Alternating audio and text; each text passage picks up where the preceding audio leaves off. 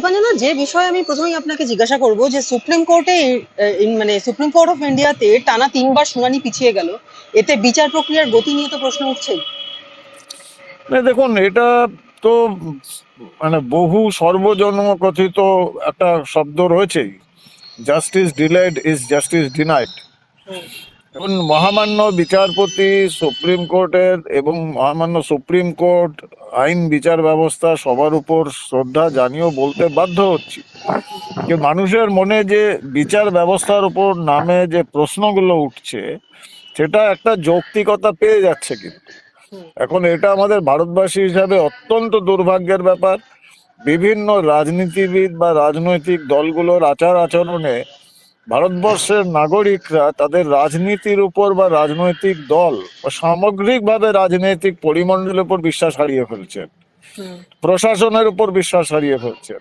হুম। একটা শেষ ভরসা ছিল বিচার ব্যবস্থা, আইন ব্যবস্থা, যেখানে একজন সামান্য মানুষ যে সব জায়গায় প্রত্যাখ্যাত হয়ে হেরে গিয়েও সে একটা কথা বলতো, that I will see you in the court, হুম। কোর্টে দেখা হবে, সেই ভরসাটাও যদি সাধারণ মানুষের থেকে ছিনিয়ে নেয় বা ছিনিয়ে নেওয়া হয়, হুম। তাহলে আমরা যাব কোথায়? মানুষ তখন কোথায় পৌঁছাবে? হুম।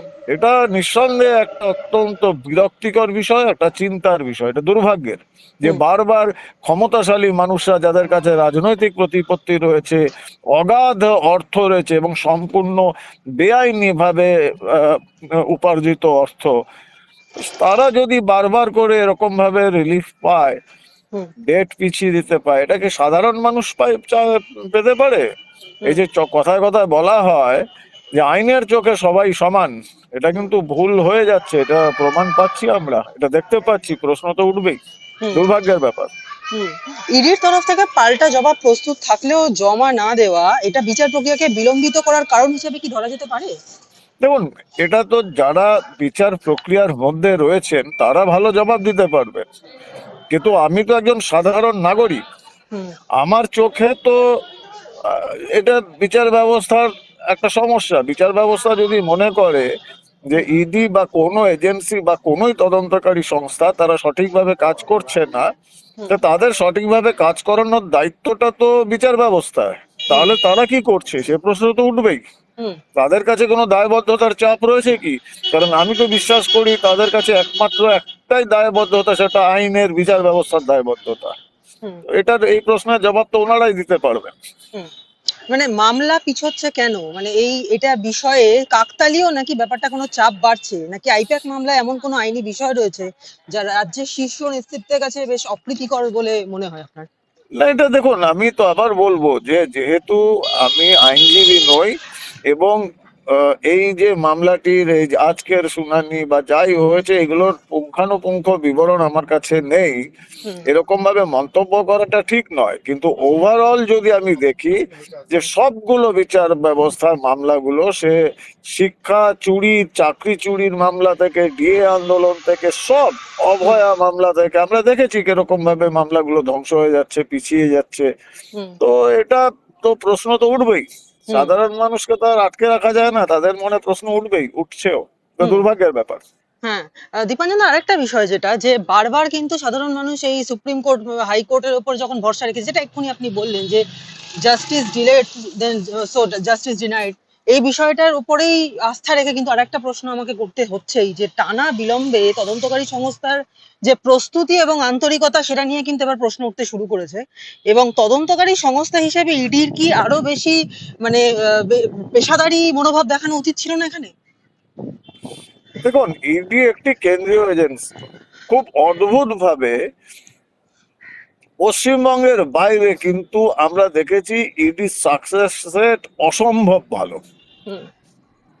মানে যেখানে ইউপিএ সরকারের আমলে 2014 অব্দি ইডি সম্ভবত 6,000 ইয়া 7,000 কোটি টাকা বাজেয়াপ্ত করেছিল ইডির জন্মকাল থেকে, হুম। সেখানে 14 থেকে 2025 অব্দি অথবা 26 অব্দি আমরা একটা পরিসংখ্যান দেখেছি, প্রায় 2,80,000 কোটি টাকা ইডি বাজেয়াপ্ত করেছে বেআইনি হুম। সম্পত্তি।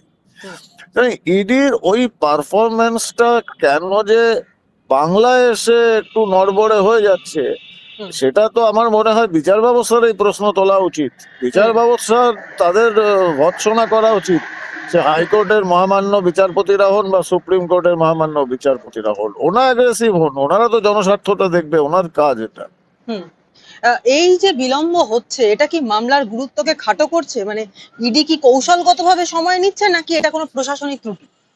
না, এটা যদি কৌশলগত হয়ে থাকে তার ব্যাখ্যা তো ইডি দেবে, এবং আমি নিশ্চয়ভাবে বিশ্বাস করি হুম, যে যেহেতু আমি কেন্দ্রীয় সরকারে বা কেন্দ্রীয় এজেন্সিতে চাকরি করেছি, যে আমরা এই ব্যাখ্যাগুলো তো সমাজ মাধ্যমে দেব না বা প্রেস কনফারেন্স করে দেব না। হুম, যদি কৌশল থাকে তো সে কৌশল যাতে প্রতিপক্ষ জানতে না পারে সেজন্য কৌশলটাকে লুকিয়ে রাখা হয়, এবং কৌশল যথা সময় যথাযোগ্যভাবে হুম, পেশ করা হয়, যেটাকে আমরা স্ট্র্যাটেজি বলি। হুম, সেরকম যদি স্ট্র্যাটেজি হয়ে থাকে ভালো, আমরা ভবিষ্যতের জন্য অপেক্ষা করব।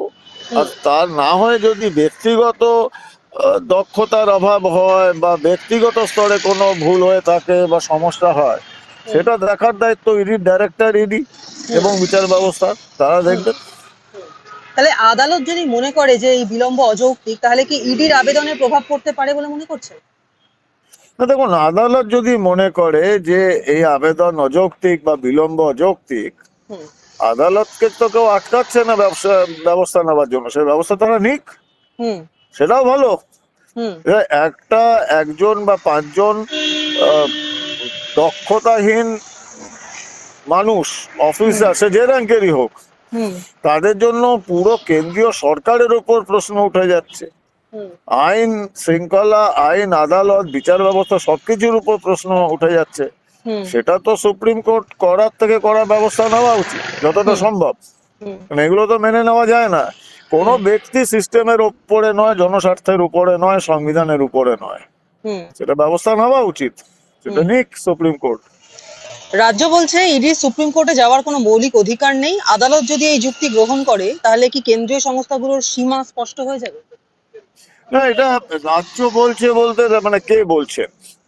রাজ্য সরকারের আইনজীবীরা বলছেন, কল্যাণ বন্দ্যোপাধ্যায় বলেছেন, শুনানি শেষে বাইরে বেরিয়ে এসে বলছেন যে ইডি অর্থ মন্ত্রকের আওতাধীন কেন্দ্রীয় সংস্কারের অঙ্গ। এভাবে কেন্দ্রীয় সরকার রাজ্য সরকারের বিরুদ্ধে মামলা করতে পারে কিনা তা নিয়ে বিচারপতি দীপঙ্কর দত্তর এজলাসে ইতিমধ্যেই একটি মামলা চলছে। এত সিরিয়াস যদি হয় তাহলে ইডি আজ হলফনামা দিয়ে মামলা কেন শুনলো না, সেই প্রশ্ন কল্যাণ বন্দ্যোপাধ্যায় আজকে তুলেছেন। না, আমি আবার বলছি যে যদি আমি তো আইনজীবী নই, ওনার বক্তব্যের অধিকাংশ সময় দুর্ভাগ্যজনকভাবে যৌক্তিকতা থাকে না। উনি রাজনৈতিক বক্তব্য রাখেন, আইনগত বক্তব্য রাখেন না, এবং সেখানে ওনার বক্তব্যের বিরোধিতা তো ইডি করবে না, কারণ ইডি আইনগত দিক নিয়ে, তদন্ত নিয়ে কথা বলে, তারা রাজনৈতিক বক্তব্য রাখেন না। কিন্তু ইডির আইনজীবীরা তারা কাউন্টার করুন, হুম, ইডিকেই জবাব দিতে হবে। হুম, আমি তো সাধারণ নাগরিক হিসেবে জবাব দিতে পারবো না। হুম। তাহলে এই মামলায় ইডির প্রাথমিক পদক্ষেপটাই তো তাহলে আইনি পরীক্ষার মুখে পড়ে যাচ্ছে, কারণ কোনো পক্ষ যদি প্রস্তুত থাকার দাবি করছে অথচ নথি জমা দিচ্ছে না, সেটা তো আদালতের সময় নষ্ট করার মতো মানে ব্যাপার হয়ে যাচ্ছে। সেটা দেখুন, ওই তো বললাম, আপনার এই প্রশ্নের উত্তর তো সব থেকে ভালো দিতে পারবে বিচার বিভাগ, হুম, বিচার ব্যবস্থা আছে, সুপ্রিম কোর্ট করুক। হুম, সুপ্রিম কোর্ট মনে করুন যে আদালতের সময় নষ্ট করছে, ইডি যদি প্রস্তুত না হয়ে এই মামলা রুজু করেছে, হুম, তাহলে সুপ্রিম কোর্ট ব্যবস্থা নিক, সুপ্রিম কোর্টকে কে আটকাচ্ছে? হুম, আমি আবার বললাম যে এটা তো আর মন্ত্রক ডিসাইড করে দেয় না। অর্থ মন্ত্রক, যাদের আন্ডারে ইডি, অর্থ মন্ত্রক বা অর্থমন্ত্রী তো ডিসাইড করে দেবেন না যে তদন্ত কিরম ভাবে চলবে। হুম, তার জন্য তো বিশেষজ্ঞরা রয়েছে, তার জন্য এই বিশেষজ্ঞ অফিসাররা কাজ করছেন। তা হুম, তারা যদি প্রস্তুতি ছাড়াই আদালতে মামলা রুজু করেন এবং হুম, তারপর যথাযোগ্য সময়ে প্রমাণ তথ্য এগুলো দিতে না পারেন, সেটার দায়িত্ব সেই ব্যক্তিদের, তাদের উপর ব্যবস্থা নিক।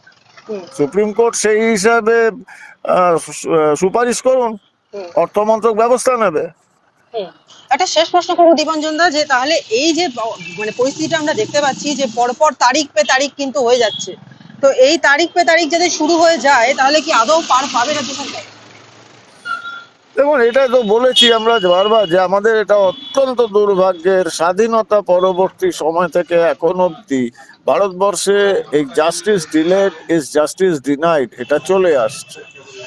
এটা অত্যন্ত দুর্ভাগ্যের বিষয় যে যথাযোগ্য নজর দেওয়া হচ্ছে না বিচার প্রক্রিয়ায়। তার জন্য আজকে একজন মানুষের বিচার পেতে সারা জীবন লেগে যাচ্ছে। বহু সময় দেখা গেছে বিচার প্রার্থী তার ন্যায় বিচার পাওয়ার আগেই হয়তো তার মৃত্যু হয়ে গিয়েছে। সে বেঁচে থাকা অবস্থায় নাগরিক হিসাবে আমাদের দেশের বিচার ব্যবস্থা থেকে সে সুবিচার ন্যায় বিচার পায়নি। এর থেকে দুর্ভাগ্যের কিছু হয় না।